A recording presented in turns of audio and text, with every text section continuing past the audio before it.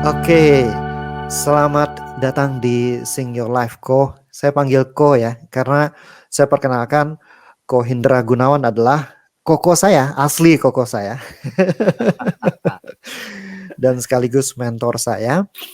Ya, jadi dari 7 bersaudara, beliau adalah anak kedua, saya anak ketujuh. Dan em, bisa dibilang dalam perkembangan karirnya saya sampai bisa terjun mengajar, sampai saya bisa jadi pembicara. Ini karena bimbingan dari koko saya ini. Jadi hari ini, episode ini adalah episode yang sangat-sangat spesial karena saya mengundang orang yang benar-benar membentuk, mengarahkan, membimbing saya dan menjadikan diri saya saat ini. Oke, so welcome Ko Hindra. Oke, thank you Gus. Ini spesial banget dapat diundang oleh adik sendiri yang luar biasa. Ini pembelajar yang sangat sangat natural dan banyak hal baru yang justru saya juga belajar dari adik satu ini. Thank you Gus. Nah, hari ini kita akan sama-sama belajar ya tentang bagaimana stres mempengaruhi kehidupan kita dan bagaimana kita mengatasinya. Nah, by the way, Ko Hindra adalah orang pertama di Indonesia yang membawakan TRE, ya, membawakan TRE ke Indonesia. Jadi kita juga akan ngobrol apa itu TRE, tension releasing exercise, itu dampaknya ke tubuh seperti apa, dan nanti mungkin ada buku yang ingin diperkenalkan supaya teman-teman bisa lebih kenal lagi dengan TRE dan manfaatnya. Oke, mari kita mulai dengan stres dulu. Kok biasanya mereka kita ini selalu mengatakan ketika ada masalah, aduh, saya stres nih. Ketika lagi ada masalah, aduh, saya stres nih. Nah, sebenarnya penggunaan kata stres itu tepat atau enggak sih? Ya, kadang-kadang itu agak bias gitu ya. Karena sebenarnya stres itu apa sih? Stres itu adalah kondisi di mana kita nggak bisa mengatasi dengan mekanisme kita itu, artinya kemampuan kita tuh kita nggak bisa mengcoping, membatas. Ini misalnya coping, ini daerah yang sampai saya masih bisa uh, atasi. Nah, stres itu udah di Ambang batasnya kita. ambang batasnya kemampuan kita menghandle masalah. Nah, stres itu adalah sudah di atas, beyond dari kemampuan kita. Nah, itu yang bilang stres. Nah, kalau kita hanya mengkhawatirkan masa depan, worry, itu baru worry. Ya. Cemas gitu kan. Cemas itu kan kayak cemas, mencemaskan kejadian yang belum terjadi. Tapi stres itu adalah sesuatu yang dimana kita sudah tidak mampu mengatasinya. Melewati batas ambang kemampuan kita. Kira-kira gitu namanya stres. Itu namanya stres. Nah, tapi kalau misalkan apa-apa dianggap stres, itu tepat nggak sih? Misalkan, ya kadang-kadang saya merasa, ya lu bukan stres sih, tapi apa gitu. Iya, iya. Ya, tapi kan Sebenarnya maksudnya orang takut dia bilang stres, orang cemas dia bilang stres gitu. iya, iya. Pokoknya pakai satu kata stres orang sudah ngerti lah gitu kan. Nah, tapi kalau kita, apakah ada dampak tuh kalau kita pakai satu kata stres sama kalau kita bisa mengenali emosi-emosi tertentu, apakah itu akan memberikan perbedaan atau sama aja gitu? Ya, jadi sebenarnya begitu kita menggunakan kata stres itu sebab mengeneralisasi dan memudahkan orang-orang ke situ. Dan kalau orang pakai langsung kata stres itu kan kayak ya sudah dia kayak menyerah aja untuk mengatasi masalah itu. Tapi kalau dia mengenali lebih jauh, ini termasuk mencemaskan. Ini dia masih bisa atasi. Nah, cemasnya itu yang kita pelajari. Itu cemasnya kita itu kadang-kadang orang definisikan jadi stres kan Gus. Ya kan? Nah, padahal kalau kita cermati itu baru cemas, belum sampai tingkat stres. Cemasnya itu dibagi dua, hal-hal yang bisa kita atasi dan hal-hal yang tidak perlu atau di luar kemampuan kita. Misalnya cemas akan masa depan, cemas akan COVID. Emang kita bisa Hmm. bunuh virusnya? Nggak bisa. Nah, Hmm. kadang-kadang itu yang membuat kita cemas. Jadi ada hal-hal yang bisa kita atasi, ada yang nggak bisa. Yang nggak bisa diatasin, begitu kita tahu, oh ya sudah, kita terima, maka cemas kita pasti menurun. Oke, jadi ada cemas yang sebenarnya tidak perlu kita pikirkan karena itu di luar dari kendali kita. Yes. Ada cemas yang ada dalam kendali kita. Iya, biasanya itu Gus, yang dalam kendali kita itu muncul karena apa? Karena ada Hmm. hal-hal yang tidak kita selesaikan. Jadi kecemasan yang muncul itu bagus seperti warning buat kita. Oh, ada something yang belum kita beresin gitu. Hmm. Kayak kita naik mobil, Hmm. ada C dan H, cold and Hmm. hot gitu kan. Hmm. Hmm. Kalau dia sampai hot gitu, ada something, kita berhenti itu mobilnya. Hmm. Nah, mekanisme tubuh kita diciptakan Tuhan itu sangat luar biasa, sampai ada mekanisme yang namanya apa? Cemas. Hmm. Kalau kita mencemaskan, berarti ada something yang belum kita beresin. Nah, list lah apa sih yang kita cemaskan. Nah, itu campur tuh antara yang tidak bisa kita kendalikan dengan yang bisa. Yang tidak bisa ya udah kita tinggal accept, terima aja, beres. Hmm. Yang bisa kita kendalikan, udah kita list apa saja dan kita selesaikan, maka cemasnya hilang. Ya kira gitu. Oke. Jadi cemas yang ada di sini adalah cemas yang sedang menghadapi permasalahan yang sedang kita hadapi. Ya. Nah, itu kita bisa selesaikan. Nah, bagaimana seandainya cemas itu adalah dia belum ngapa-ngapain aja udah cemas gitu ya. Dia mau mulai sesuatu udah takut, udah cemas duluan gitu. Jadi kayak dia merasakan kegagalan itu duluan sebelum dijalankan gitu. Iya, iya, iya. Nah, ini pasti berhubungan dengan masa lalu. Kenapa bisa gitu? Oke. Hmm. Jadi ini pasti ada hubungan dengan masa lalu. Nah, untuk itulah kalau dia bisa memilah-milah, bisa merasakan, bisa keluarin nih apa sih yang dia Mhm. takutkan. Ketika saya Hmm. mau nulis, ada rasanya ini. Nah, kalau kita sudah bisa ketemu ini, oke, sekarang kita duduk dan tenang, mikirkan. Rasain aja apa, kenapa muncul itu. Mhm. Apakah itu terjadi di masa lalu kita? Mhm. Nah, kalau bisa ketemu, bagus. Kita berarti tinggal beresin yang masa lalu itu. Persepsi yang memunculkan itu. Yes. Oh, gini. Saya pernah nulis buku Gus yang saya sering cerita. Hmm. Begitu buku pertama selesai, saya pulang, gusi saya bengkak tuh sampai berdarah. Saya sampai sakit 10 hari. Kenapa? Mhm. Karena saya ngejar target sampai di hari terakhir sebelum masuk ke percetakan, saya tuh sampai tidur di rumah teman saya yang bantu saya ilustrasi. Tidur di lantai, di senter kipas angin. Mhm. Nah, yang terjadi adalah pulang sakit 10 hari. Hmm. Dan saya senang lah, artinya buku itu udah masuk. Sakit apa-apa. Gak apa-apa. Hmm. Saya kan saat itu. Karena senang bukunya udah masuk. Tapi Hmm. begitu Hmm. buku kedua janji saya adalah 6 bulan harus terjadi.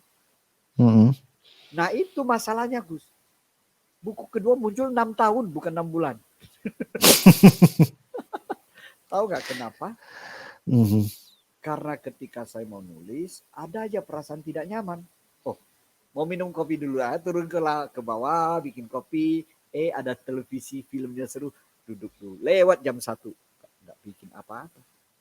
Mhm. Ketika mau nulis lagi, aduh mejaku berantakan. Oh, saya beresin dulu.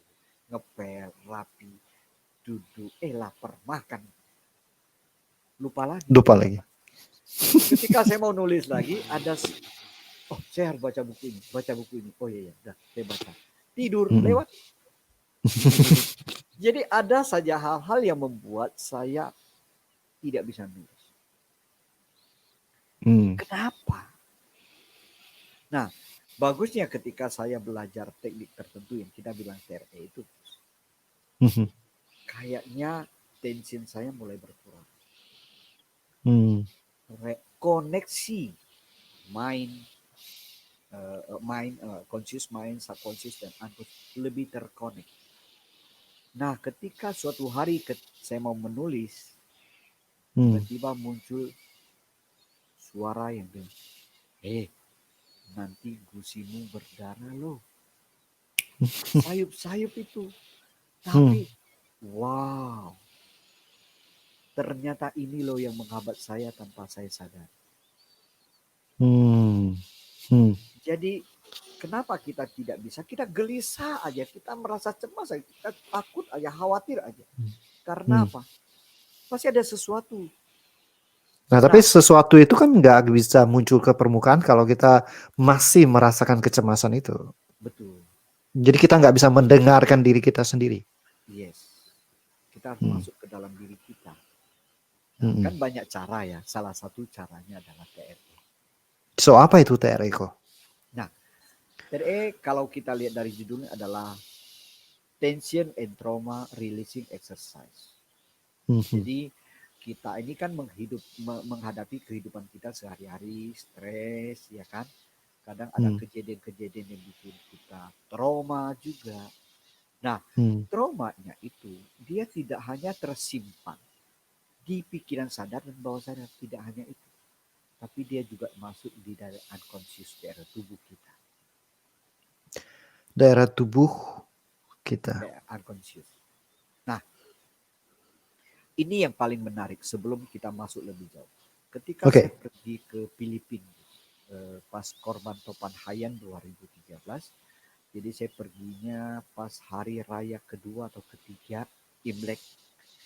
Begitu selesai yang kedua, saya terbang pergi ke Filipina karena kita rombongan TRE dari dunia, TRE dunia mau membantu korban Topan Haiyan di situ yang menelan 6.600 orang meninggal.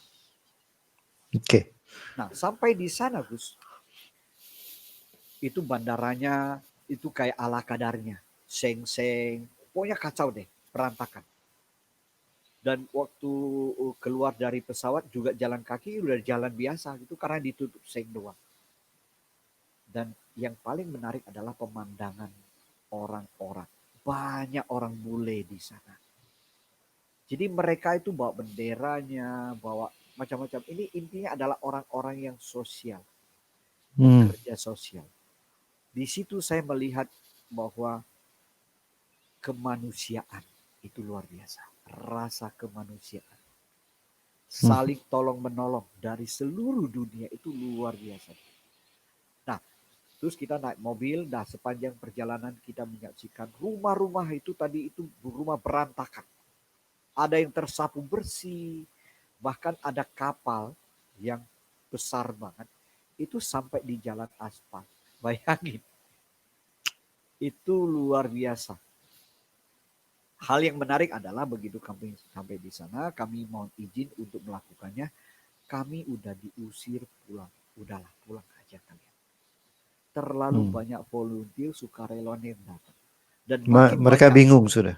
Iya, selain bingung juga mereka mensinyalir bahwa warganya itu yang trauma tambah trauma.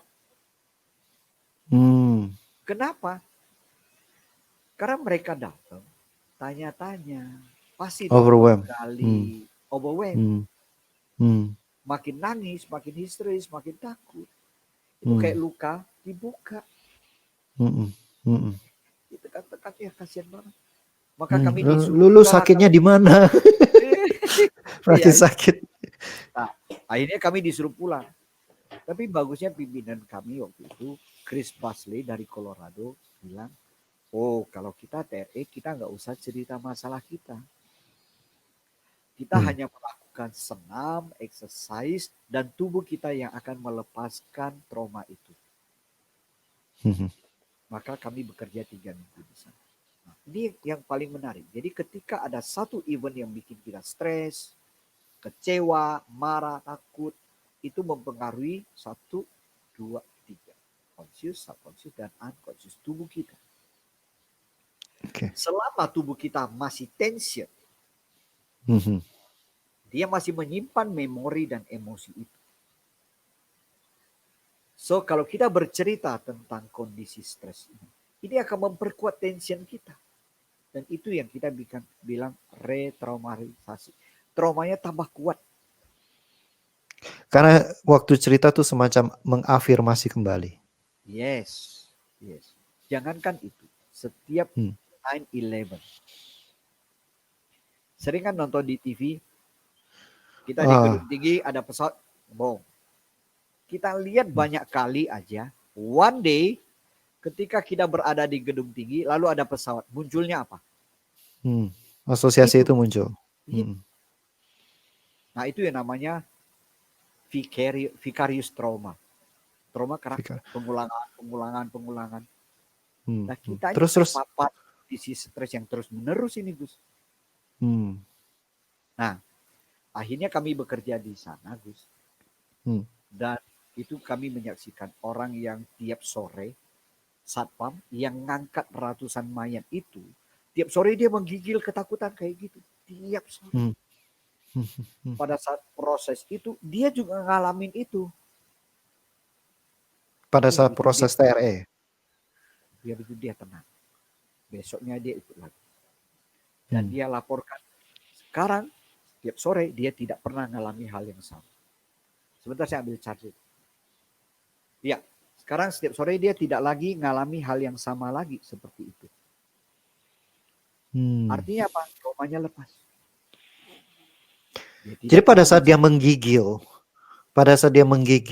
ketika mengangkat mayat teman-temannya versus dia menggigil di saat dia TRE itu berbeda kan? Sama-sama menggigil kalau kita lihat dari luar gitu. Betul. Jadi kalau setiap sore dia menggigil itu karena memang sudah penuh ketika trauma kayak gelas ini. Terima traumanya udah penuh. Dia tumpah. Tapi masih penuh. Enggak lepas semua. Oke. Tapi kalau TRE itu betul-betul kayak menggali dengan exercise. Dia melepaskan dengan bergetar, dia melepaskan tensionnya. Maka dia menggigil lagi. Dan itu betul-betul kita membuat suasananya safe buat dia. Ketika safe, merasa aman, maka dia bisa lebih berani untuk melepaskan lebih jauh. Mengosongkan gelas kecemasan itu. Yes. Nah, ketika dia sendiri, dia tak ada rasa safety, dia merasa takut kenapa bisa begini. Maka dia cuma sebentar aja sampai permukaannya air full, sama lagi, dia nggak bisa keluar lagi.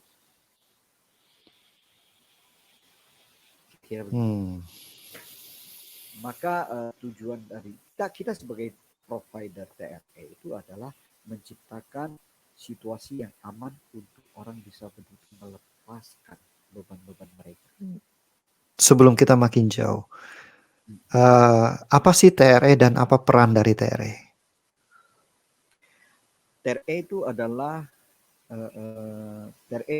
sebuah mekanisme atau kita singkatkan aja ya, 7 gerakan senam yang membuat tubuh kita bisa melepaskan beban-beban yang dialami, tension yang dialami, karena tension itu juga mengundang stres dan emosi di dalamnya, juga artinya melepaskan emosi, sehingga dia kembali menjadi balance. Sebenarnya hidup kita tidak seimbang, karena terlalu banyak stres yang membuat kita tegang. Dan itu yang membuat kita emosi berlebihan, mudah tersinggung, susah tidur, cemas berlebihan. Itu kondisi yang tidak imbang, tidak balance. Nah, TRE itu dengan dia bergetar tubuhnya, sebenarnya dia melepaskan tension, juga melepaskan emosi yang membuat dia tension, sehingga dia menjadi balance lagi. Kira-kira gitu. Jadi kalau kita simpulkan, TRE adalah serangkaian aktivitas exercise tertentu yang akan membantu kita melepaskan ketegangan dalam tubuh. Ya, serangkaian gerakan tertentu yang membuat tubuh kita bisa melepaskan beban-beban yang ditahan selama ini dan membuat kita kembali balance. Kira-kira gitu. Jadi Apakah hmm, rangkaian gerakan itu adalah untuk membuat tubuh kita bisa melepaskan. hmm. Apakah itu sesuatu yang tepat untuk dijalankan ketika kita sedang menghadapi trauma tertentu, seperti contoh kasus di Filipina itu adalah current issue, atau misalkan ketegangan itu sudah terjadi di masa lalu dan itu semacam hambatan mental yang sudah tertanam pada diri kita. Apakah itu juga bisa? Ya, dua-duanya bagus banget. Dua-duanya Mhm. bagus. Kan ada event yang sangat besar kayak kejadian di Filipina. Itu yang membuat terjadi trauma dan stres dalam tubuh kita. Tapi ada event yang pelan-pelan, tapi akumulasi juga bisa menimbulkan masalah baru buat kita. Gitu. Jadi sebenarnya tubuh kita tuh luar biasa diciptakan Tuhan. Artinya gini, kalau misalnya ada apa-apa, tubuh kita langsung bereaksi. Dan itu bagus. Misalnya nih, ada harimau tiba-tiba. Maka kita langsung lari. Ya kan? Dan kita Simpatiknya tiba-tiba nyala. larinya, simpatiknya nyala. Dan itulah sebabnya kenapa kita selalu merasa tangannya dingin, kakinya dingin, tahu kan? Sering kan kalau kita dikejar anjing, kenapa tangan dan kaki kita dingin? Kita nggak tahu itu. Karena pada saat seperti itu, batang otak kita mulai bekerja, ya kan? Jadi survivor, penyelamatan diri itu bekerja. Otak kita nggak kerja gitu loh. Pikirannya, otak kita nggak kerja. Nah, dan pada saat itu darah itu dipompa ke otot-otot yang besar, ke kaki, otot-otot paha, otot-otot betis, darah ngalir ke situ. Jadi yang otot-otot kecil di tangan dan di kaki, telapak kaki, nggak dapat bagian. Nggak dapat bagian. Itu semua ketarik ke situ. Makanya tangan dan kaki kita merasa dingin. Saya pikir selama ini karena saya dikejar anjing, larinya terlalu cepat, makanya tangannya dingin. Kena angin gitu kan. Ya, tapi kenapa tangan, kenapa paha tidak dingin gitu? Karena darah ngalirnya ditarik ke situ supaya kita ready untuk menyelamatkan diri.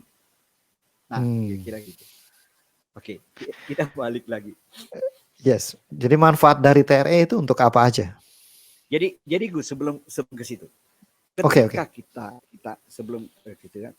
kita ngalamin kondisi yang itu, sebenarnya tubuh kita tuh diciptakan Tuhan untuk melindungi kita, maka kita bisa lari simpatik kita mode on gitu kan. Nah, itu bagus untuk menyelamatkan kita. Bayangin kalau ada harimau lalu kita nggak lari, kita masih mikir ini harus saya apain ya, harimau matilah kita, ya kan? Nah, problemnya adalah setelah event itu tidak ada, dia masih dalam kondisi itu. Butuh waktu untuk kembali ke parasimpatik. Iya, jadi bisa ada harimau, kita lari. Nah, jadi ada pengalaman traumatis. Nah, pengalaman traumatis ini ketika dia berada dalam lingkungan yang biasa, dia masih ada di situ. Itu yang bikin problem. Makanya kadang-kadang gini, kita sekarang sebenarnya safe aja, aman-aman aja, tapi kita kok cemas, kita kok takut. Karena kondisi ini tidak lagi sama seperti pada saat ada harimau, nggak ada. Tapi kenapa kita takut? Nah, itulah yang mengganggu hidup kita sehari-hari sebenarnya. Nah, itulah yang harus dilepaskan. Jadi salah satu manfaat TRE adalah bisa melepaskan kecemasan, stres, trauma kita, sehingga kita betul-betul bisa hadir sepenuhnya di sini. Greatness in moment. Iya, kenapa kita nggak bisa hadir full di sini? Karena kita ada trauma masa lalu yang mencuri perhatian kita, mengambil sebagian energi kita, dan kecemasan akan masa depan yang juga mencuri perhatian kita saat ini, sehingga kita jadi segini, cuman harusnya segini nih. Harusnya lebar, jadi sempit. Lebar, perhatian kita lebih lebar gitu ya. lebih hadir sepenuhnya kalau kita sembahyang begitu khusyuk, kalau kita ngomong sama orang yang nyambung gitu kan.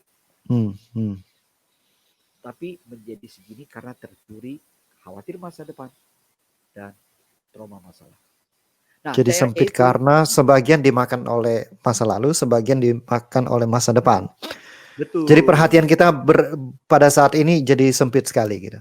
betul. Nah, TRE itu Mm, membuat kita kembali. mm, mm, mm. Makanya membuat orang hidupnya betul-betul bisa menikmati momen ini gitu. Kan sayang banget hidupnya sekarang, tapi perhatiannya terbagi kedua bagian yang tidak ada efek apapun. Kita jadi tidak bisa menikmati hidup. Atau udah tua aja gitu kan. Gitu guys. Yes, yes, yes, yes. Jadi TRE membantu kita melepaskan masa lalu kita, perhatian kita terhadap masa lalu, perhatian kita tetap terhadap masa depan, sehingga kita bisa fully present. Iya, iya, betul. Makanya moto dari TRE itu kalau saya baca di spanduk-spanduk itu love more, better relationship, dan find peace. Betul. Yes, betul. Kita bisa menemukan kedamaian. Hmm. Karena apa? Damai itu nggak ada hubungan dengan orang luar. Nggak bisa, kalian damai, saya baru bisa damai. Nggak ada itu. Hmm. Kalau saya lagi Masalah beres lah baru saya damai. nggak bisa. Hmm. Kalau misalnya kita lagi dapat lotre lah, atau dapat Hmm. hadiah BMW gitu ya. Oke. Kita dikritik pada saat itu. Nggak apa-apa. Betul nggak? Tapi ketika Iya, iya. kita lagi kesal, ada orang yang Hmm. memuji kita, kita lihat dia, kita curiga nih, ada apa kok muji saya? Jadi kedamaian itu ada hubungan dengan yang luar. Damai di dalam, damai di luar. So, begitu Hmm. nervous system kita menurun, kita akan bisa damai, hadir sepenuhnya, Hmm. bisa nikmati hidup. Jadi banyak sekali teman-teman yang belajar TRE itu, dia bilang, Pak, saya diserang panik. Dan anak saya yang umur 5 tahun mau main sama dia. Dan saya jadi galak sama dia. Bayangin. Dan saya tahu saya nggak boleh.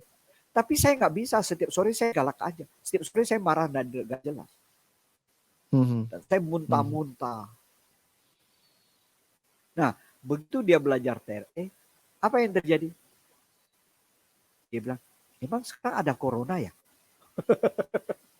Duh, Dia tidak khawatir lagi. tapi bukan ignore kan? Bukan ignore. Dia cuma bilang, emang sekarang ada corona ya? Ya saya tahu sih, saya tetap waspada. Tapi biasa aja.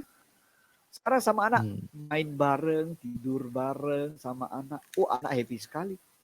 Hmm. Hmm. Nah, itu yang membuat dia present, hadir sepenuhnya dalam hidup kita. Waktu itu tidak bisa dikembalikan. So, kalau kita tidak present sekarang, kita menghabiskan banyak momen-momen indah dalam hidup kita. Maka hadirnya TRE ini cocok nih untuk change your life. Kita tetap bisa produktif dan kita memberesi hal-hal yang bisa menimbulkan stres dan sebagainya. Jadi kita tetap sharp, tetap sangat tajam ke depan. Ya, salah satu prinsip untuk kita bisa produktif, kita bisa menyelaraskan semua aspek kehidupan kita adalah greatness in moment. Benar-benar ada di saat ini, sekarang. Ya. Nah, kita mungkin kilas balik sedikit. Gimana Ko Indra bisa ketemu dengan TRE? Oke. Jadi gini, saya percaya satu hal bahwa karena saya adalah seorang guru, saya bekerja mengajar sejak masih duduk di bangku SMP. Saya suka sekali mengajar dan saya merasa dunia pendidikan adalah dunia saya dan saya percaya satu hal, guru hanya bisa berikan yang terbaik kalau dirinya baik. Kalau guru tidak punya disiplin, dia nggak bisa mengajari disiplin. Kalau guru tidak suka belajar, dia nggak bisa mengencourage anak-anak untuk suka belajar. Kalau dia melakukan itu sama dengan dia memberikan seseorang kepada anaknya sebutir telur. Ini telur loh, tapi tidak ada isinya. Untuk apa? Hmm. Nggak ada isinya. Nah, maka saya belajar banyak hal supaya guru-guru jadi lebih baik. Training kepada guru-guru supaya guru-guru yang disimak itu menjadi sebuah pribadi yang lebih baik, lebih bagus, yang berkurang muatan-muatan luka batinnya, sehingga dia bisa lebih memberikan edukasi kepada anak dengan lebih baik. Nah, kira-kira itu. Jadi tugasnya saya tahu bahwa sekarang tugas saya adalah membimbing guru-guru supaya mereka jadi lebih baik. Tapi akhirnya saya punya masalah juga. Dan itu sangat tidak bisa saya terima selama 5 tahun. Saya belajar banyak sekali saya belajar dan saya aplikasi kepada diri saya, enggak work. Enggak work sama sekali. Kita kan dulu pernah belajar hipnosis, kita belajar NLP. Ya, saya nggak bisa mengaplikasikan diri saya. Rasa kemarahan itu tuh luar biasa dan itu sudah boleh dibilang dendam. Saya struggle karena di agama kita diajarin untuk memaafkan. Maka ketika saya lihat bisnis saya malah tambah bagus, udahlah saya putuskan untuk memaafkan. Begitu saya telepon, dendam saya naik lagi. Saya struggle, ada apa? Kenapa memaafkan tidak bisa? Padahal ya baik-baik aja sih. Nah, kehidupannya baik. Iya, maksudnya ya udahlah, itu kan udah lewat gitu kan. Yes. Conscious, Mak. Nah, saya beruntung banget dalam rangka saya pergi ke Singapura, dalam rangka perjalanan belajar saya. Ada coaching 9 bulan di Singapura. Jadi setiap 3 bulan kita datang 3 hari full. Kemudian PR-nya banyak sekali. Di 3 bulan yang pertama, 3 hari yang pertama saya datang, di akhir itu orang ajari kami TRE. Kami ada 61 orang dari mancanegara. Kita diajarin TRE. Itu hanya demo. Nah, hanya demo. Terjadi demo. Saya tidak bergetar. Yang lain bergetar. Jadi saya cuma lihat kiri, lihat kanan. Kenapa mereka getar-getar? Mungkin mereka menggetarkan dirinya sendiri secara sengaja. Ya sudah, pulang. 3 bulan yang kedua, datang lagi kan. Dikasih lagi training itu. RE itu. Dan saya bergetar. Pas saya bergetar itu saya berpikir, loh. Berarti 3 bulan yang kemarin itu mereka getar beneran, nggak dibuat-buat. Nah, yang menarik adalah ketika saya bangun, saya nggak bisa berdiri, jatuh ke samping. Oke. Karena pada saat itu saya cuma menggetar kaki kanan. Kaki kiri lebih banyak. Kaki kanan masih kurang. Tapi karena demo kan cuma sebentar. Nah, trainernya suruh saya miring ke kanan, terus dikasih kayak penyangga. Itu sakit sekali. Karena otot kaki sebelah kanan jadi kenceng. Bukan karena TRE jadi kenceng, sebenarnya kencengnya sama. Misalnya 10-10. Ini jadi 6, ini jadi 9. Jadi terasa sini lebih kenceng, 6, sini 9. Jadi tubuh kita tuh mensensor mana yang lebih kenceng. Terasa kok lebih kenceng, padahal sebenarnya udah lebih kurang. Cuman karena tidak imbang. Nah, setelah dibantu, akhirnya saya bisa berjalan. Nah, 1,5 tahun setelah itu diadakan training TRE full. Nah, itulah saya datang lagi untuk belajar. How do you feel? How do you feel setelah shaking yang kedua, TRE yang kedua, yang sampai nggak bisa berdiri? Setelah lewat, apa yang dirasakan? Jujur saya tidak terlalu peka, orang yang tidak terlalu peka. Tetapi saya merasa biasa aja sih, karena itu cuma sebentar. Tapi pas training yang full itu, Gus, tubuh saya bergetar dengan sangat kencang dan ada rasa sesak di dada. Dan tubuh saya bergetar terus sampai ke tenggorokan dan rasanya saya pengen teriak.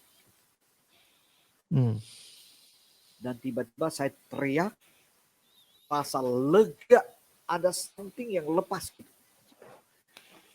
Saya nggak tahu itu apa yang lepas, tapi saya merasa ringan sekali. Teriakannya teriakan marah atau sekedar teriak Kayak tanpa emosi? ada emosi marah gitu saya rasa. Tapi Hmm. kayak juga kayak mengeluarkan sesuatu. Itu muka saya terasa panas kan. Sampai petugas hotel buka pintu, ini training apa nih teriak-teriak. Saya ingat banget itu. Nah, setelah itu tiba-tiba muncul wajah teman saya. Aneh, kok muncul dia? Saya nggak mau telepon lah, rugi 2 kali. Satu, rugi takut sakit hati. Kedua, rooming. Kan gitu kan. Oh, lagi di Singapura soalnya. Nah, pulang ke Indonesia, saya telepon. Dan bisa aja gitu. Malah bisa ketawa-ketawa. Habis tutup telepon, saya bingung. Apa ya, kok bisa gini ya? Keren banget. Itu yang membuat saya merasa, oh, no, this is very special. Jadi semua marah, semua dendam hilang. Lepas. Biasa aja gitu. Bisa ketawa, bayangin. Makanya sekarang secara pribadi merasa dekat dengan teman saya. Jadi kalau saya ke kota dia, saya harus cari dia, ngobrol di Starbucks, kopi. Jadi sekarang malah jadi dekat. Bahkan kita sempat mau bikin bisnis baru.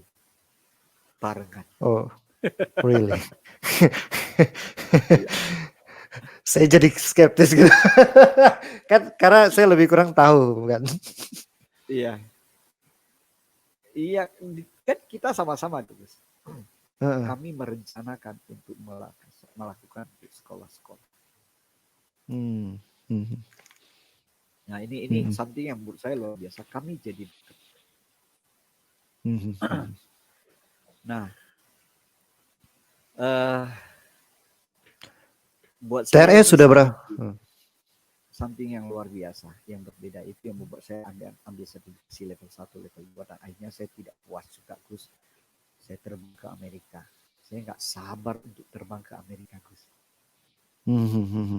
Jadi pada saat saya tahu ada trainingnya Dr. David, itu 1 bulan lebih sebelum itu, visa belum ada dan sebagainya.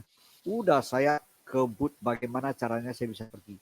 Cari tiketnya setengah mati karena Idul Fitri. Jadi terbangnya agak muter, Gus. Jauh. Tapi nggak peduli. Saya merasa ada dorongan yang begitu kuat untuk datang. Ya udah, saya terbang ke sana, 8 hari saya belajar sama Dr. David. Saya merasa ini luar biasa. Semua orang Indonesia harus belajar. Itu tahun 2013 lebih. Ya, kira-kira itu, Gus. Oke, so berapa lama? Tahun itu tahun 2013 ya? Ya, saya rasa lebih kurang 7 tahun. 7 tahun. 7,5 tahun sudah. Ya. 7,5 tahun mengajarkan TRE di Indonesia. Apa cerita-cerita yang paling unik yang pernah ditemui? Begitu dibilang paling unik itu udah muncul di pikiranku banyak sekali nih. Luar biasa buat saya ya. Mengalami pengalaman teman-teman yang belajar TRE itu kayak sebuah kesadaran yang mengatakan gini loh. Ini luar biasa adalah Tuhan. Bukan manusianya. Yang luar biasa bukan manusianya. Ya, Tuhan yang luar biasa. Tuhan menciptakan tubuh manusia begitu sempurna. Dan tubuh kita tuh ternyata bisa menghealing diri kita sendiri. Yang hebat adalah tubuh orang. Yang hebat adalah orang. Siapa yang menciptakan? Tuhan yang luar biasa. Bayangin, Gus. Ada orang yang shaking, tubuhnya yang tebal itu, perutnya yang tebal itu, dia nggak gendut dikit, ya. Kemudian jadi tipis pada saat dia bergetar itu. Kayak ditekan perutnya. Dan Oke. dan apa yang terjadi? Dia cemas 3 tahun. Panik, Hmm. gak bisa keluar rumah. Keluar dari ruangan saja, Gus. Dari kamarnya. Kalau ruang tengah gelap, dia gak berani keluar. Ruang Kemudian tengah gelap dia nggak berani keluar. Gak berani keluar. Dia ada di dalam kamar doang. 3 tahun. Dia kalau misalnya mandi, gak berani dia tutup pintunya. Kenapa? Takut pingsan. Panic attack, asam lambung, cemas berlebihan, pokoknya luar biasa. Gak berani ketemu orang. Lalu ternyata dia punya masalah dalam kandungan. Ya, kita bilang polycystic ovary syndrome, PCOS. Itu adalah penebalan dinding rahim yang membuat dia tidak bisa hamil. Dan itu membuat dia punya hormon testosteron, hormon laki-laki lebih besar. Makanya dia punya kumis. Nah, begitu dia TRE, keluar sesuatu, sampai 3 hari, hari ketiga itu sampai segenggam keluar. Itu kayak kulit dari dirinya, dari tubuhnya. Dan itu kayak cakar ayam, Gus. Setelah dianalisa oleh dokter kandungan, itu adalah penebalan dinding rahim yang lepas. Bagaimana dia dengan hanya bergetar, Gus, tubuh kita bisa melepaskan itu. Maka dokter kandungan ini bilang, dirimu udah siap hamil. Wow. Ini something yang luar biasa. Betapa luar biasanya tubuh kita, kecerdasan tubuh kita. Dia bisa menghealing diri kita sendiri. Yang diperlukan adalah percayalah sama tubuh kita. Percaya sama tubuh. Bahasa kerennya, berimanlah pada tubuhmu. Sampai begitu, Gus. Nah, bagaimana? Dia nggak usah operasi, Gus. Dia nggak usah minum obat, nggak usah disuntik macam-macam. Tubuh kita melakukannya. Pada saat terjadi itu saya sempat shock. Kok bisa? Bagaimana saya bisa menjelaskannya? Iya. Kalau dari sisi dari sisi kedokteran itu kan nggak masuk kan? Betul. Ternyata itu murni kecerdasan tubuh manusia. Nah, bayangin, pikiran kita dengan tubuh agak beda. Pikiran kita baru wadah, kayak gelas kosong. Diisi air teh, 1 gelas teh. Diisi air hitam kopi, jadi air kopi. Diisi fisika, pinter fisika. Diisi politik, pinter politik. Kira-kira gitu. Itu pikiran, baru potensi. Tapi tubuh enggak. Tubuh kita cerdas sejak dilahirkan. Kita makan apapun waktu kecil, belajar mencerna enggak tubuh kita? Enggak, dia langsung bisa mencerna makanan. So, sama dengan ini. Tubuh kita ternyata kecerdasannya bisa menghealing diri kita sendiri. Ketika kita membiarkan tubuh kita yang bekerja, benar-benar membiarkan dia bekerja, maka dia bisa melakukan apa yang diperlukan. Seperti kita makan, kita nggak mikir, oh ini saya hari ini mau cerna tempe, tahu, atau buah anggur. Udah biarkan aja. Sama dengan TRE. Kecerdasan tubuh kita ini bisa melepaskan beban-beban yang kita kumpulkan tanpa kita sadari selama ini. Kalau Ko Indra kan yang membawa TRE ke Indonesia, penemu dari TRE itu latar belakangnya seperti apa? Ya, Dr. David Berceli, beliau adalah orang yang pernah membantu Bunda Teresa juga. Jadi beliau bukan sembarangan orang memang. Kemudian beliau bekerja di zona-zona perang. Di 9 negara di Timur Tengah. Di Yaman, di Ethiopia, di Palestina, Israel, di Mesir, di Yordania, pokoknya ada di 9 negara. Dan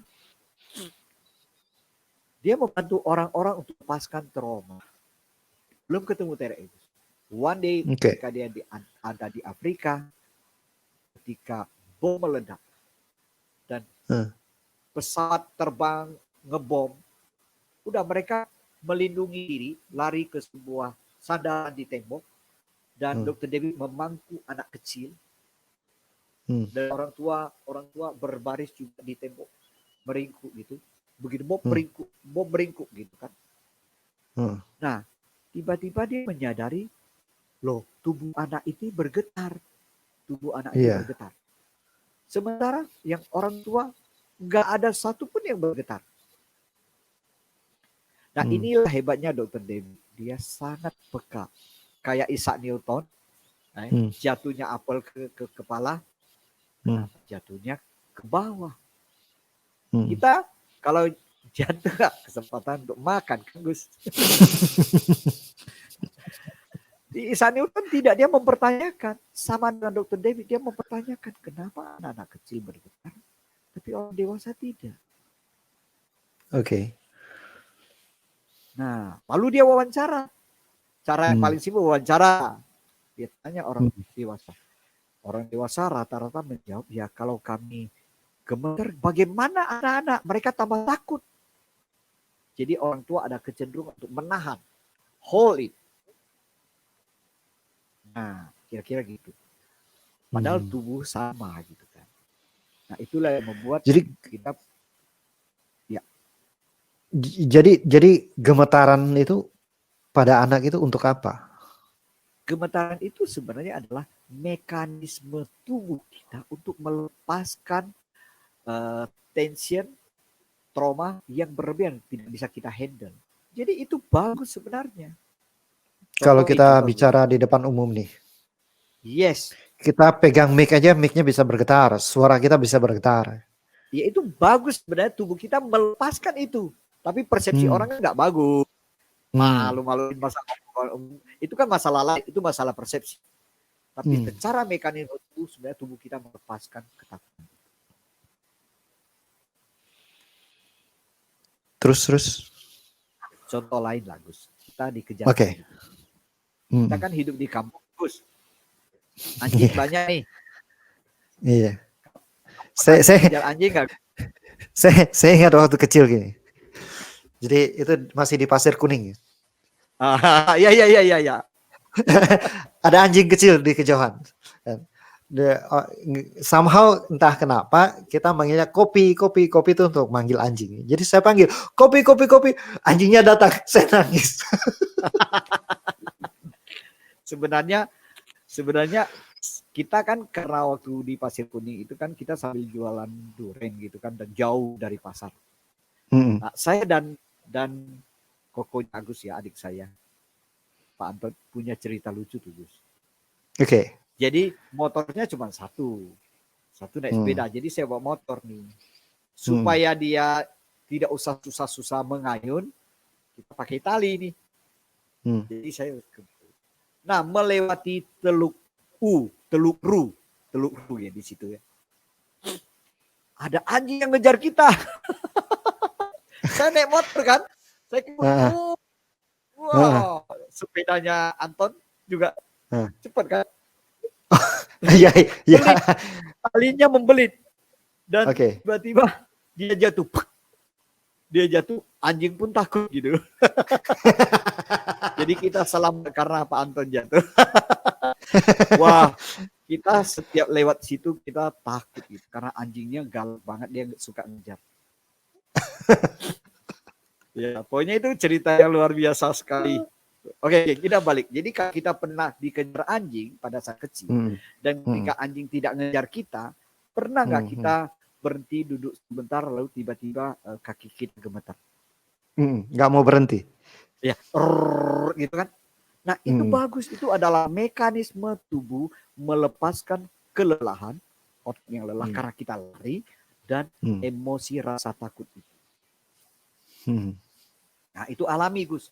Jadi salah satunya adalah tension, otot kita harus tegang dulu, lelah, kemudian kita sudah tidak rileks. Pada saat itu sebenarnya otot kita mengirimkan sinyal ke otak, bahaya sudah berlalu melalui afferent neuron. Lalu otak memerintahkan. Kalau gitu getarkan, maka terjadilah getaran. Jadi sangat ilmiah. Kenapa? Dan Kenapa harus dalam bentuk getaran? karena ketika kita tension, ketika kita ototnya kita meregang, itu kan kenceng nih. Nah, untuk melepaskan kenceng ini kan dia harus bergetar. Ototnya ya, kayak gitu. Yeah. Kayak dikendorkan. Nah, istilahnya dan hidup kita kan penuh dengan masalah, stres dan sebagainya. Itu yang membuat otot-otot kita kenceng. Periksalah leher dan bahu, coba ditekan, kenceng nggak? Nah, karena saya bisa masak sendiri sih, ini nggak kenceng. Itu bagus itu. Nah, kalau misalnya kenceng, artinya kita hold tension. Nah, untuk membuat dia tidak kenceng, kita perlu rilekskan. Caranya apa? Bergetar. Tapi kan tidak lucu setiap mau bergetar suruh anjing ngejar kita dulu. Bahaya suatu hari kegigit anjing itu masalah trauma baru lagi. Oleh karena itu Dr. David merancang sebuah serangkaian kegiatan yang seolah-olah otot itu dibikin lelah. Setelah selesai, disuruh tiduran, relax. Nah, pada saat relax itu dia mengirim sinyal melalui afferent neuron ke otak perintahkan secara efferent neuron ke tubuh, bergetarlah. Maka terjadilah getaran. Kira-kira begitu. Itu sangat ilmiah. Jadi, pasti bisa bergetar. Itu kita kaitkan dengan kejadian-kejadian fisik, ya. Nah, kejadian mental yang membuat kita stres, kita tegang. Apakah itu juga membuat, maksudnya kejadian-kejadian yang sifatnya itu mental, ya, karena persepsi mental kita menghadapi masalah. Apakah itu juga akan mempengaruhi tubuh kita jadi tegang? Gini, untuk menjawab ini coba kita testing. Terus kita tutup mata sama-sama. Ya, kita tutup mata. Ya. Bagi Anda yang benar, Anda tutup mata. Anda bayangin. Jangan tutup mata kalau lagi nyetir ya. Oh iya bahaya ya. Ya. Tutup mata. Bayangin Anda lagi di terik matahari jam 2 siang. Haus banget. Anda main olahraga lah, mau sepak bola atau Anda haus sekali. Tidak ada minuman di sana. Anda buru-buru pulang. Sampai rumah Anda berharap buka kulkas ada air dingin. Air es yang dingin ya. Air putih dingin. Begitu buka nggak ada. Yang ada cuma jeruk nipis semua. Semua jeruk nipis, nggak ada yang lain. Maka terpaksa Anda belah jeruk nipis. Anda keluarkan lidah, Anda peras tetes ke lidah Anda. Dan Anda nggak puas, Anda akhirnya keluarkan lidah, lalu Anda belahannya jeruk nipis Anda gesek-gesek di lidah Anda. Aduh, kecut. Nah, udah cukup. Nah, pertanyaan saya, ada keluar air liur nggak? Ada kan? Basah. Tapi nggak ngeces kan ya? Enggak. Bisa. Yang nonton video ini bisa cek, saya nggak ngeces. Nah, lihat ya, itu baru mengenai pikiran, imajinasi, pikiran masuk ke subconscious dan juga masuk ke unconscious, yaitu akhirnya keluar air liur. Jadi satu itu dia mempengaruhi tiga-tiganya, artinya sampai ke fisik. So kalau kita punya trauma aja, kita punya masalah yang kita pikirkan, tubuh kita langsung tension. Nervous system kita naik ke arah simpatetik. Nah, kalau naik ke arah simpatetik, udahlah tubuh kita sudah pasti tension. Tersimpan di situ. Jadi nggak bisa dilepaskan ini. Tiga-tiganya nggak bisa. Dia terhubung otomatis itu. So, kalau kita bukan secara tension, secara tubuh, tapi secara emosi, itu otot kita. Nah, contoh simpel. Marah kita pasti maju badannya. Tak mungkin marah orang sampai Gini, marah pasti Marah sambil munduran. Gue marah banget loh sama itu. iya, ya kan tidak Bahasa bisa kan? tubuhnya nggak sinkron. Iya. Betul. Nah, so begitu kita marah, kita maju, otot kita mengalami tension. Hmm. Jadi emosi takut, tension. Oh mau dipukul orang, kita tension, kita hold. Jadi apapun emosinya, dia juga mempengaruhi tubuh kita.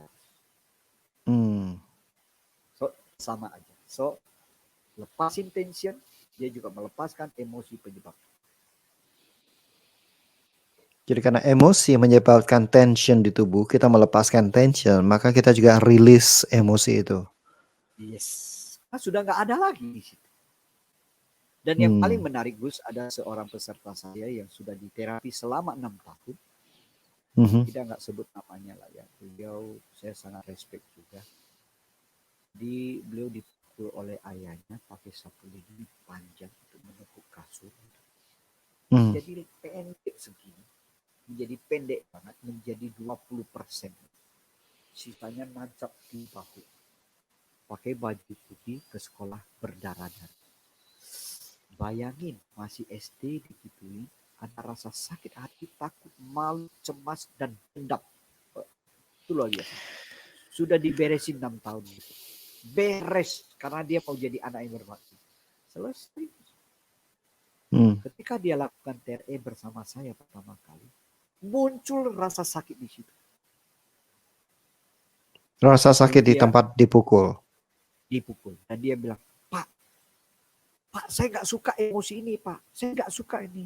Dan di sini sakit. Oke. Apa yang emosi itu? Nah, baru dia cerita. Kenapa bisa begitu? Karena dia secara tubuh belum lepas, Gus. So, kalau kita mengalami pengalaman yang bikin kita trauma, stres, dan lain-lain, itu sebenarnya penjara kita tuh ada 3. Secara main, secara conscious, subconscious, dan unconscious. Untuk lepas, perlu lepas ketiga-tiga. Kenapa ini udah ketiga kali disebutkan. Kenapa unconscious itu sama dengan tubuh?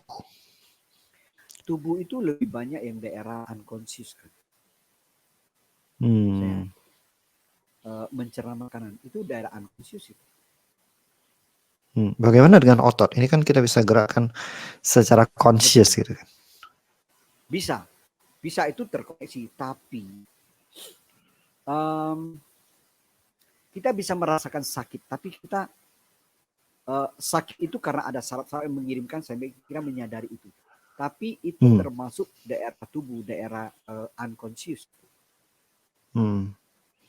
Kalau subconscious kan lebih kepada emosi kan gitu kan, trauma masalah mental.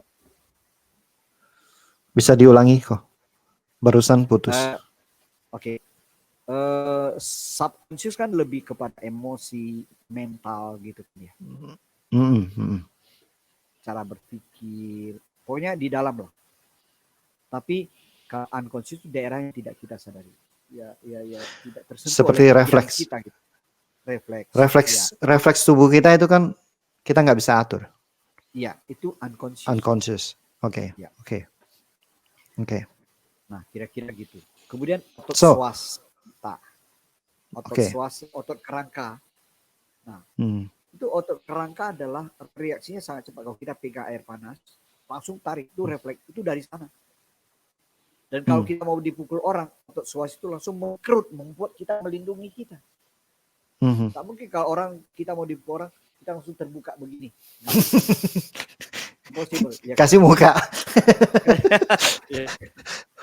Nah, kita akan secara tidak sadar melakukan ini. Dan siapa yang melakukan? Otot psoas. Otot kerangka. That's why dibilang tubuh itu unconscious. Ya, memang ada bagian tubuh yang bisa kita atur secara conscious, tapi pada dasarnya tubuh kita unconscious karena tubuh kita selalu mau melindungi kita dari apapun. Iya, Jadi memberikan reaksi refleks dan lain-lain. Oke. betul. Oke. Tadi disebutkan ketika trauma terjadi, kita terjadi di 3 level, conscious, subconscious, sama tubuh. Jadi kita harus melepaskan ketiga-tiganya. Nah, saya nggak ada maksud untuk mendiskreditkan ilmu apapun yang sudah kita pelajari, karena ilmu itu sudah membawa kita ke level saat ini dan sangat works gitu ya. Nah, tapi kembali ke yang contoh kasus yang tadi, dia mengalami trauma seperti kan mestinya ketika mengalami trauma itu kan kita udah ketemu sama akar masalahnya kalau kita menggunakan pendekatan hipnosis, hipnoterapi. Kita ketemu akar masalahnya, dia melepaskan semua luapan emosinya, kemudian kita juga akan memberikan makna yang berbeda kepada dirinya. Maka umumnya dari ratusan kasus yang juga kita tangani sebelum Kohindra juga mempelajari TRE kan harusnya itu lepas gitu kan. Tapi klien peserta ini dalam 6 tahun dengan seorang terapis itu persepsinya bahwa emosinya itu udah baik-baik aja. Iya. Tapi tubuhnya enggak. Nah, kalau menurut saya ini, Apakah tubuh kita setelah 6 itu tahun sebentar, apakah setelah 6 tahun terapi itu relasi dia dia sama baik-baik aja, papanya udah baik-baik baik-baik aja? aja, baik-baik aja. Hmm. Mungkin untuk certain level yang sangat deep banget, mungkin ada something ya dia nggak bisa rasain. Kan kadang-kadang kayak kita tadi saya cerita tentang buku, saya mau nulis buku, saya nggak bisa rasain tuh. Oh ada suara yang menghentikan saya tuh nggak tahu. Karena apa? Belum terkonek banget. Dan masih fine-fine aja. Tapi begitu dia bergetar, begitu saya bergetar, itu kan lebih dekat nih, lebih merasakan, lebih peka. Barangkali untuk level sampai seperti itu baru dia sadari. Gitu. Tapi artinya sebelum dia TRE baik-baik saja, korelasinya udah baik. Tapi mungkin ada sangkut-sangkut kecil-kecil yang halus yang mungkin tidak disadari, yang tidak pernah muncul juga ke permukaan mungkin. Tidak mengganggu relasi juga mungkin. Tapi sesungguhnya ketika mulai masuk ke situ terasa Dan sedikit dia ini, ya. Dan dia mengatakan dia Masalah nggak suka sama emosi itu. Karena dia Berarti berusaha melepaskan itu. Dia merasa aneh kok ada lagi gitu. Kan sudah lepas gitu. Ini something yang membuat saya merenung. Mungkin untuk level-level sangat berat masih ada tersimpan dalam tubuh. Ya artinya udah bersih lah, tapi belum sangat-sangat bersih. Mungkin istilahnya begitu.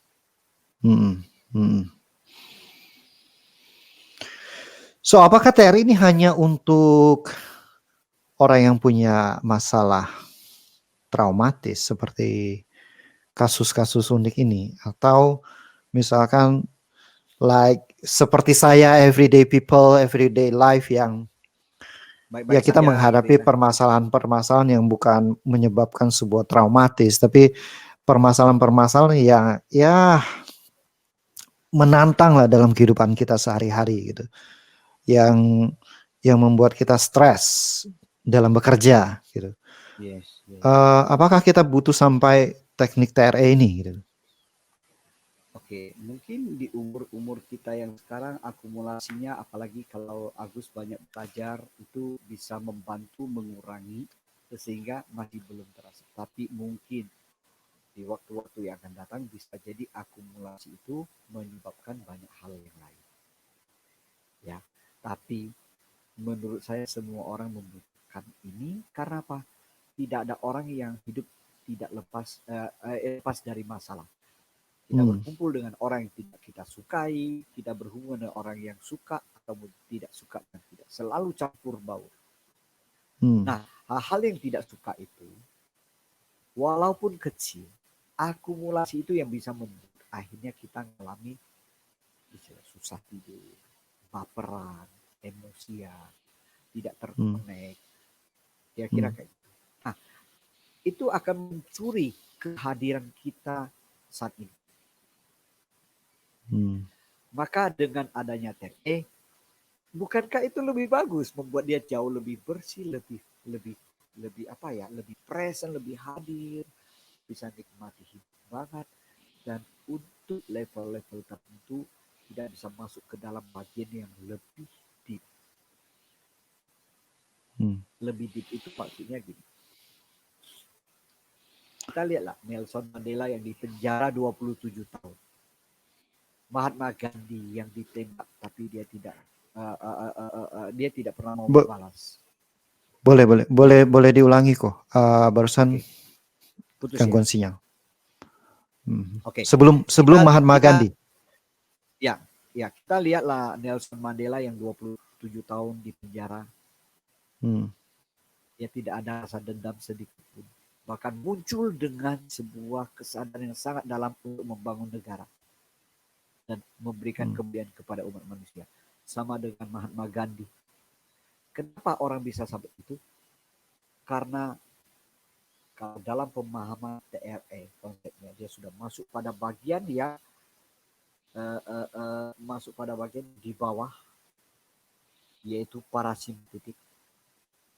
Parasimpatetik itu kan di bawah, social engagement-nya bagus dan sebagainya. Tapi dia lebih bawah lagi yang bersentuhan dengan hal yang lebih spiritual, lebih terkonek dengan alam semesta, energi-energi seperti itu.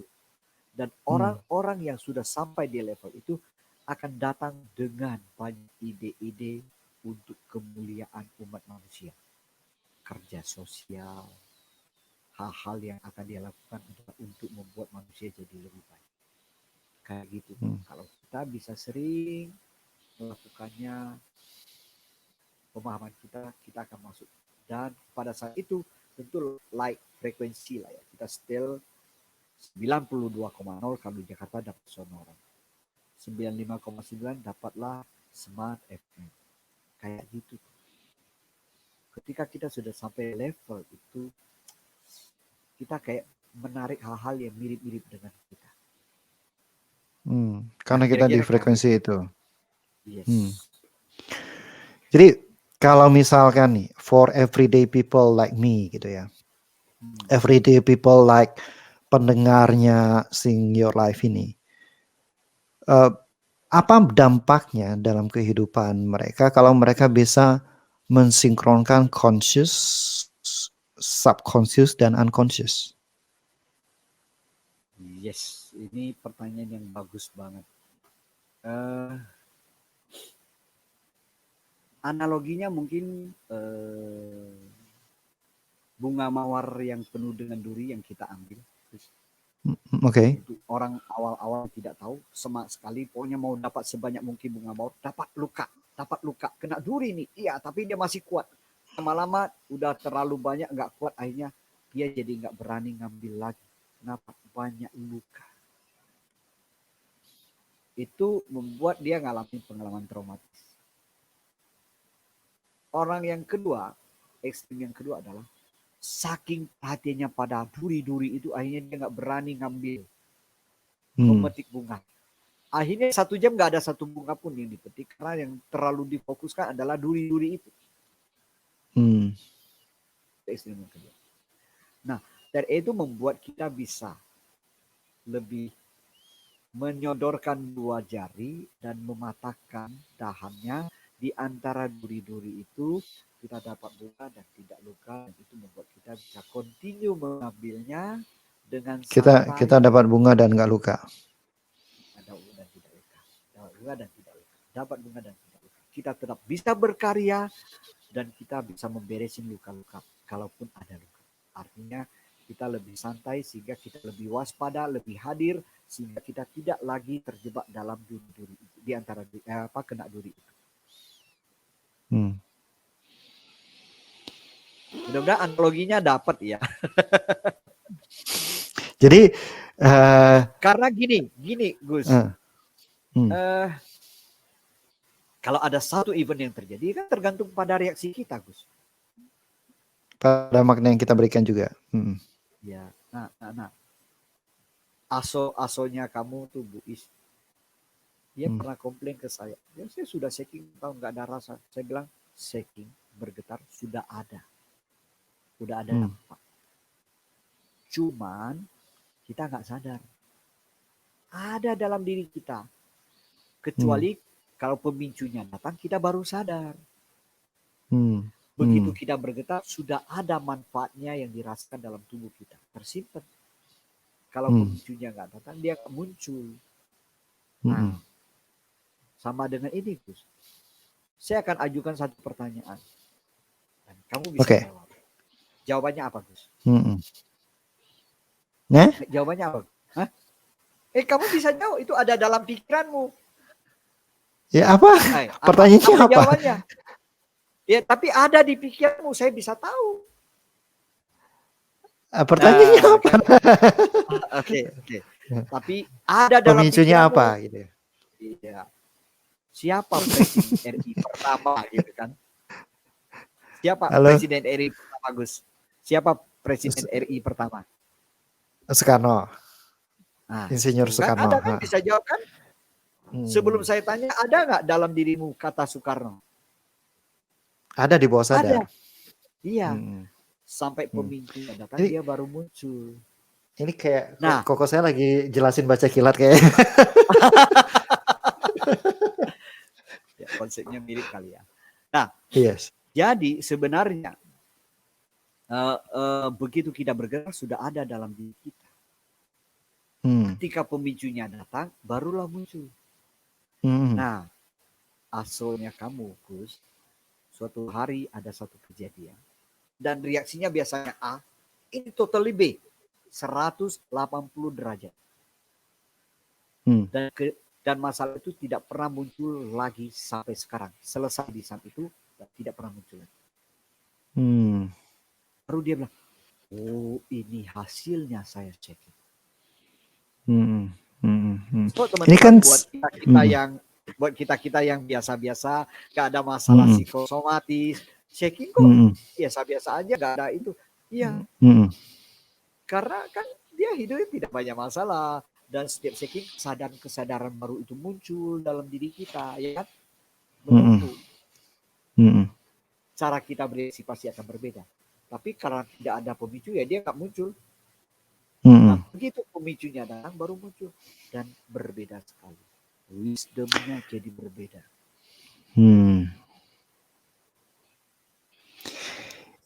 Ini sama dengan baca buku ya. Saya sering ditanya, Pak, kalau saya baca sosial media kok saya bisa lama gitu. Tapi disuruh baca buku baru 5 menit, 10 menit saya udah males, ngantuk, udah nggak konsen gitu. Apa yang membuat saya baca sosial media seperti itu sedangkan baca buku malah kacau gitu. Ya, kita lihat ini adalah tentang fast feedback loop. Apakah kita dapat feedback? Pada saat kita baca buku, kita nggak dapat feedbacknya di 3 bulan, 6 bulan, setahun. Enggak. Kita akan ketahuan setelah kita baca banyak buku, wisdom kita berubah, pandangan kita berubah, skill kita berubah. Dan kita bisa melakukan sesuatu secara berbeda. Nah, itu feedbacknya mungkin setelah 3-6 bulan. Gitu. Sedangkan baca sosial media, kita langsung dapat feedback. Kesel, lucu, marah. Nah, itu langsung dapat feedbacknya.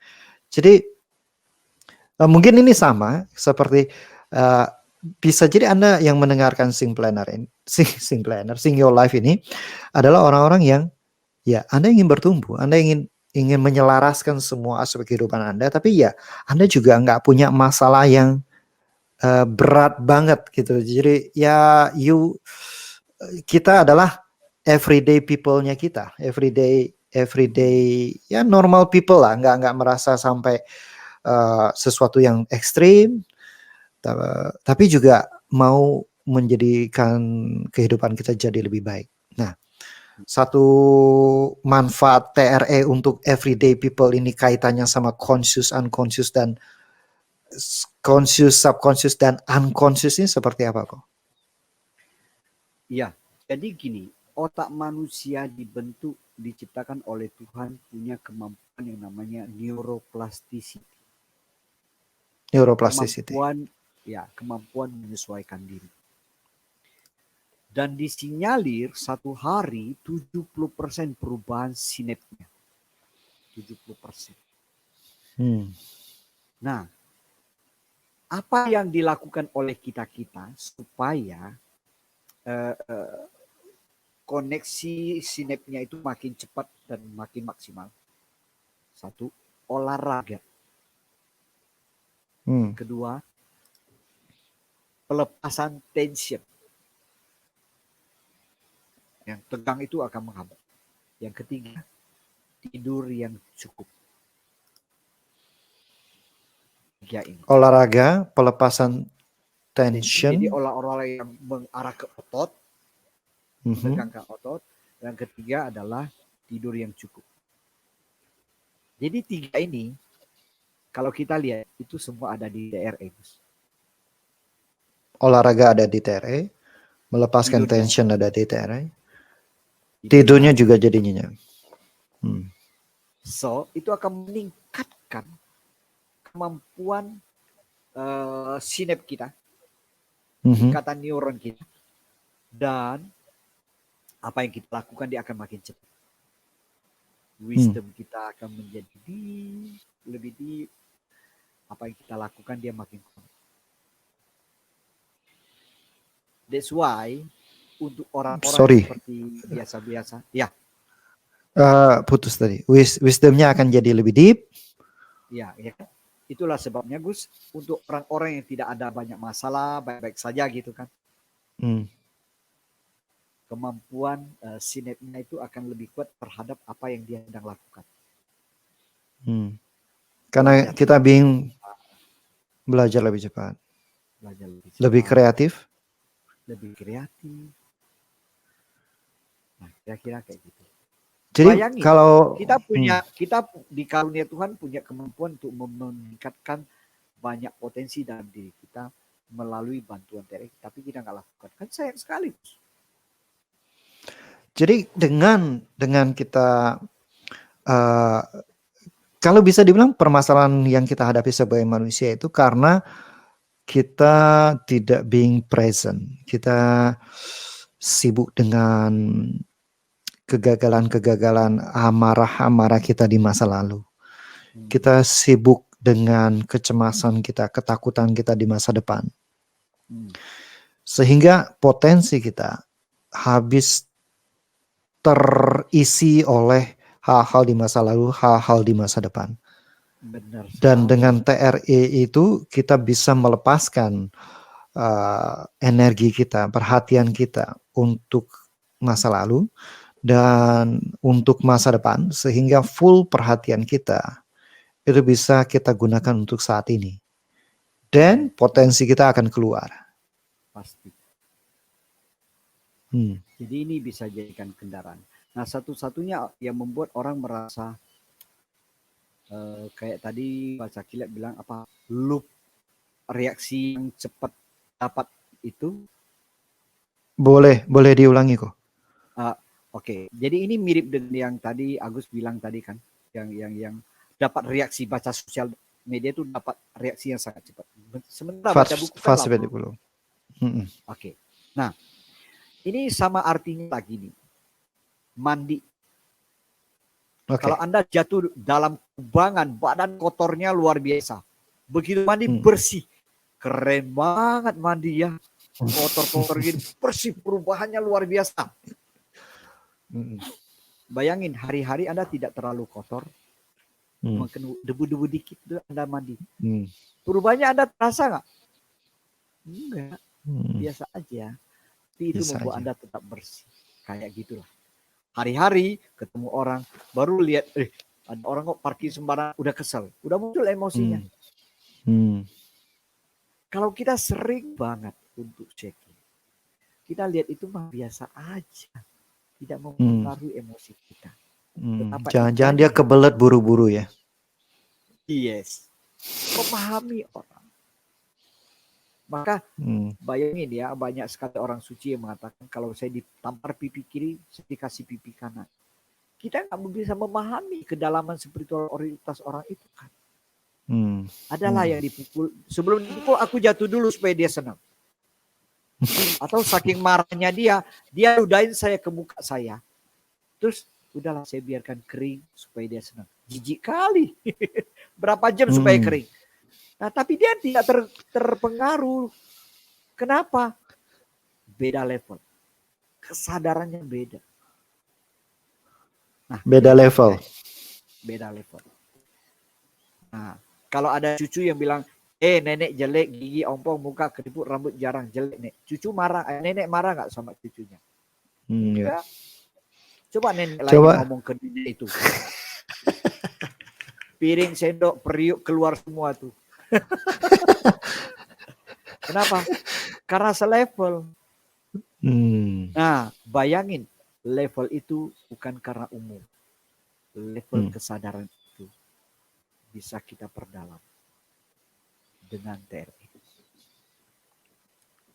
Indah kan? Ya beda lah. Ya, gitu. Salah satu hal yang selalu saya ingat, ini kayaknya cerita yang Kohendra ceritain ke saya waktu saya masih SD. Saya masih ingat banget dan ya menentukan pola pikir saya dan juga sering kali saya ceritakan ke alumni Baca Kilat tentang lonceng kok. Lonceng es krim kah atau lonceng kuil Shaolin gitu. Jadi kayaknya dia lupa.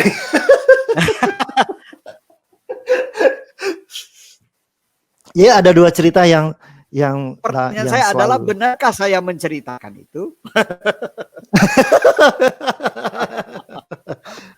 Oh iya, ada dua cerita. Oke, ada dua cerita. Jadi cerita pertama itu tentang lonceng. Jadi lonceng itu hadir duluan dalam perjalanan hidup saya, baru cerita tentang kayu jati.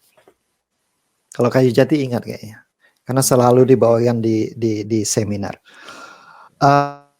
Lonceng itu suatu hari Koinda pernah nanya ke saya, Gus, kamu mau jadi lonceng kecil yang dipegang sama tukang es krim, yang dikerakin sedikit aja udah bunyi, atau kamu mau jadi lonceng seperti lonceng Shaolin yang mana mau membunyikan lonceng Shaolin itu butuh usaha yang sangat-sangat besar gitu.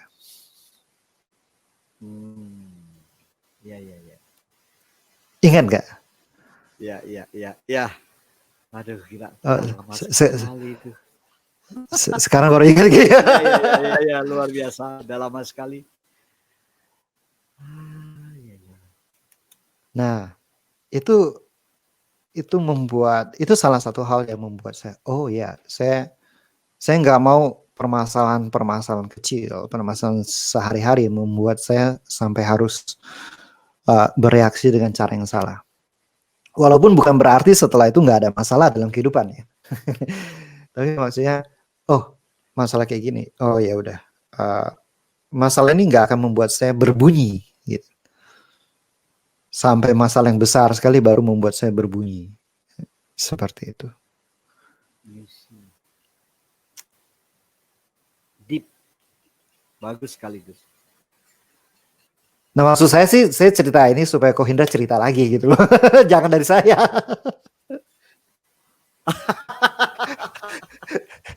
Ya udah, gak apa-apa. Lewati. Jadi kalau Anda mendengarkan bagian ini, abaikan saja.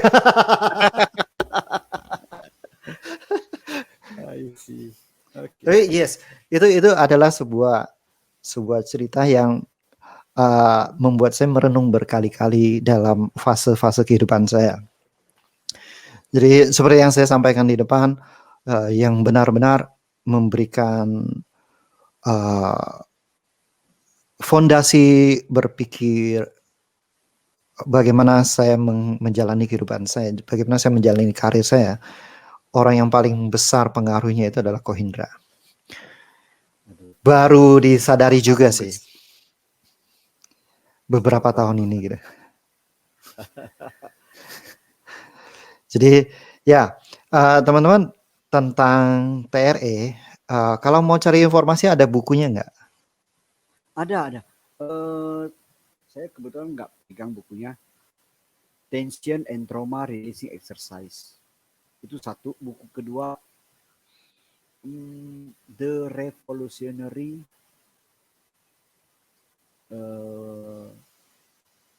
Trauma Process, kalau nggak salah itu. The Revolutionary Trauma Process, Release Trauma Process. Antara itulah, saya lupa. Jadi bisa kunjungi ke website kami www.treindonesia.com. Anda bisa beli secara online. TRE Indonesia nggak pakai des semua langsung. Langsung www.treindonesia.com. Oke, treindonesia.com. Bapak Ibu bisa menemukan buku-buku dari David Berceli yang sudah diterjemahkan ke dalam bahasa Indonesia. Ya. Dan kalau mau lihat kesaksian, kami kebetulan sudah dimasukkan banyak YouTube. Jadi YouTube TRE Indonesia. Anda bisa cek. Oke, so treindonesia.com ya. Nah, satu hal, dua ya. Sebelum kita tutup dengan satu hal yang bisa pendengar dari Sing Your Life ini lakukan untuk ya membuat dirinya lebih wise, lebih tenang dalam menghadapi berbagai tantangan, nggak terlalu stres dan tidak reaktif seperti lonceng kecil itu. Apa satu hal yang bisa pendengar Sing Your Life ini lakukan dalam kesehariannya? Ya, itu apa? Tapi sebelum menjawab itu, saya ingin Ko Hendra menjawab dulu tentang apa pandangan Ko Hendra tentang sukses, dan sukses itu harus dicapai dengan penuh perjuangan. Ya, menurut saya sukses itu berbanding lurus dengan kebesaran dirinya. Sukses itu berbanding lurus dengan wadah dalam dirinya. Jadi kalau wadahnya 500 mil ya dia cuma bisa terima 500 mil. Kalau wadahnya 1 liter ya dia bisa terima 1 liter. Besarnya wadah kita itu ya tergantung kepada kehidupan kita, masalah-masalah yang kita hadapi. Masalah-masalah yang kita hadapi itu bisa membuat kita lepas, membuat kita menjadi kelas yang lebih besar, wadah yang lebih besar. Jadi sebenarnya masalah-masalah yang datang itu untuk membantu kita untuk menjadi lebih besar dari diri kita yang sekarang. Jadi suksesnya orang itu selalu sebanding dengan apa yang sebesar dirinya. Kira-kira gitu. Jadi akan sama gitu. Dan sukses itu ya dia kayak frekuensi. Kalau kita ada di frekuensi itu ya dia akan segitu. Masalah perjuangan yang harus kita lakukan itu jelas kita harus melakukan segala sesuatu. Tapi yang saya lebih suka mengatakan bahwa sebenarnya sejalan dengan seberapa besar diri kita. Nah, untuk memperbesar diri kita itulah kita perlu belajar, kita perlu merenung, dan kita perlu lepas dari kungkungan yang ada selama ini yang menahan kita tanpa kita sadari. Misalnya nih Gus, pernah kan kita kan suka sekali baca kungfu boy. Ya, kita bahkan kalau lapar kita singkirkan dulu makanannya.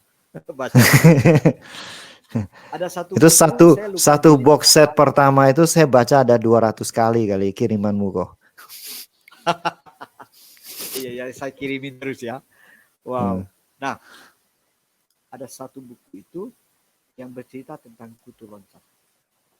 Jadi kutu loncat ini pertama secara alami dia bisa loncat setinggi kepala saya. Dari meja sampai kepala saya.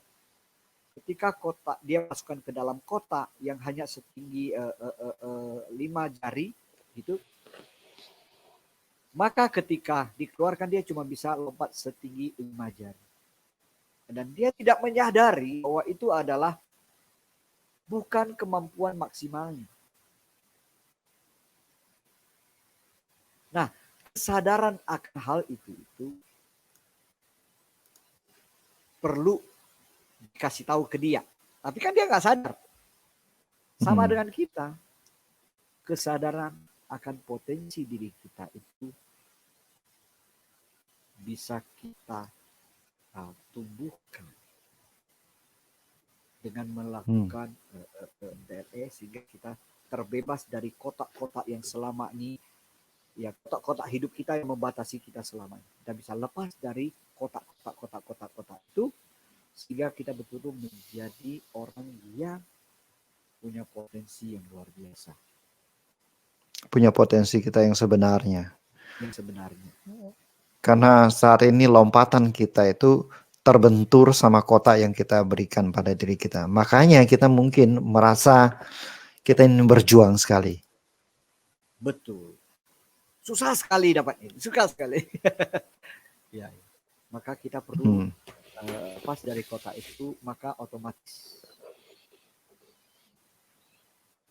potensi kita akan membuat kita mendapatkan apa yang sesuai dengan diri kita lah, kira-kira gitu.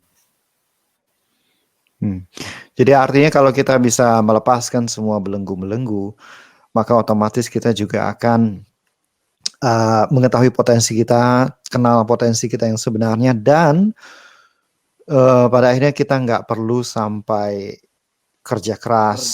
Ya, bukan berarti bukan berarti tidak kerja keras ya, tapi Anda sampai mengutamakan pekerjaan di atas segala-galanya. Anda sampai mengorbankan keluarga dan mengorbankan kesehatan. Betul. Karena Anda benar-benar melakukan sesuatu dengan potensi Anda yang sebenarnya, dengan cara menghilangkan batasan-batasan itu. Ya.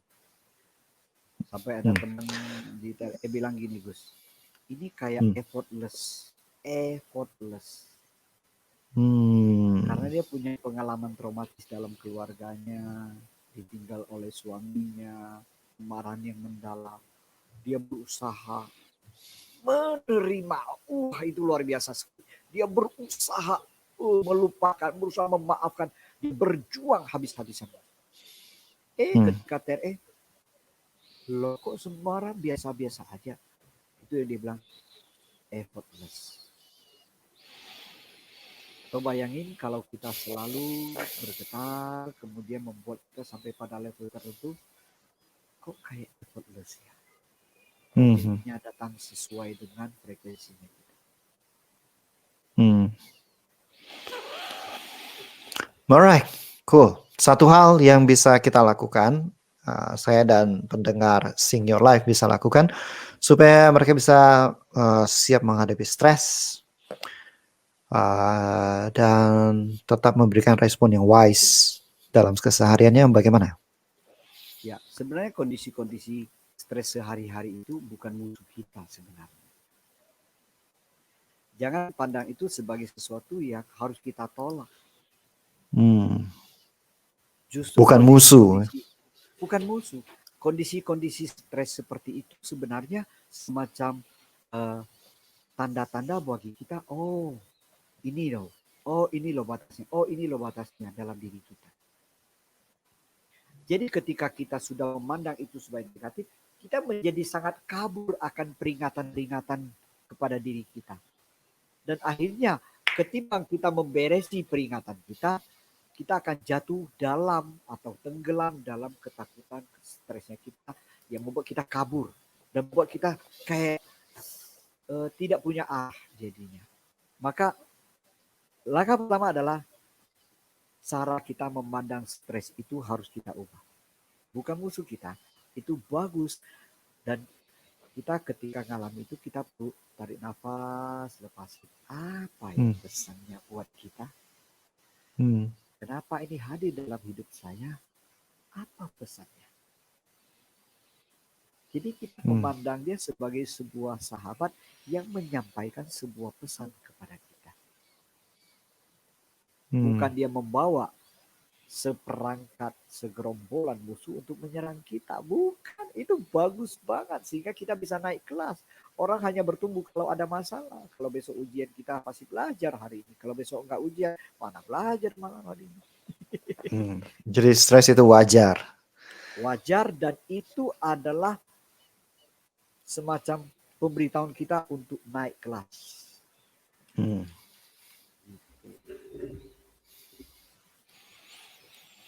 Jadi beda lah. Cool. Dengan mengubah pandangan kita, maka kita akan bisa mengubah bagaimana kita memberikan reaksi. Yes, pasti. Ada satu lagi, Gus. Yes. Kita seperti gelas. Kita ada peran kita sebagai seorang ayah, sebagai seorang suami, sebagai seorang ibu, sebagai seorang atasan, sebagai seorang karyawan, sebagai anggota keluarga, sebagai anggota masyarakat, sebagai bangsa Indonesia. Peran kita banyak. Wadah kita cuma satu, gelas. Selama gelasnya kotor, lu mau isi air teh, air putih, air apapun, dia tetap kotor. Rasanya berbeda. Maka kita hanya bisa berperan menjadi maksimal apabila kita beresin gelas kita, beres diri kita. Semua peran kita menjadi maksimal.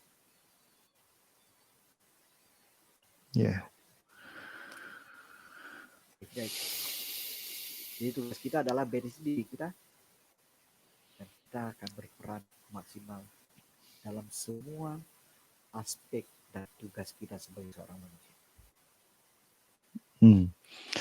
So, bisa disimpulkan bahwa jika kita sedang menghadapi kehidupan kita itu sangat reaktif, sibuk memadamkan api, penuh dengan stres, atau kita merasa bahwa potensi dalam diri kita tuh nggak keluar, maka ini adalah saat yang sangat-sangat tepat buat kita untuk membereskan apa yang ada dalam diri kita, untuk melepaskan tension yang ada dalam tubuh kita, emosi-emosi yang baik kita sadari atau enggak. Dan itu cara yang paling gampangnya adalah dengan TRE. Dengan TRE kita bisa menyelaraskan conscious mind kita, subconscious mind kita, dan unconscious kita, sehingga kita benar-benar inline, sync, Jadi kalau kita bilang sing your life, ini adalah sing your whole body and mind, gitu ya. Body, mind, and soul dengan TRE. Kalau kita membawa keharmonisan untuk dunia itu harmonis kalau negara harmonis. Negara harmonis kalau provinsi harmonis. Provinsi harmonis kalau kecamatan, kabupaten harmonis. Kecamatan harmonis, kelurahan harmonis, RT harmonis, rumah tangga harmonis. Rumah tangga harmonis karena individunya harmonis. Jadi harus mulai dari dalam diri kita, bukan yang di luar. Nah, kira-kira gitu. Harmonis di dalam, baru kita bisa bawa harmonis ke luar. Thank you waktunya, Ko. Thank you juga, Gus, kesempatan untuk diskusi, bicarakan hal ini, karena sudah lama lagi, mungkin sudah sejak lama kita bicara tentang launching, dan kita bicara yang lebih dalam lagi hari ini. Thank you waktunya. Dan semoga Anda bisa mendapatkan inspirasi dari sesi ini, dan kita sama-sama bisa sing our life dan mencapai setiap apapun yang kita inginkan. Thank you.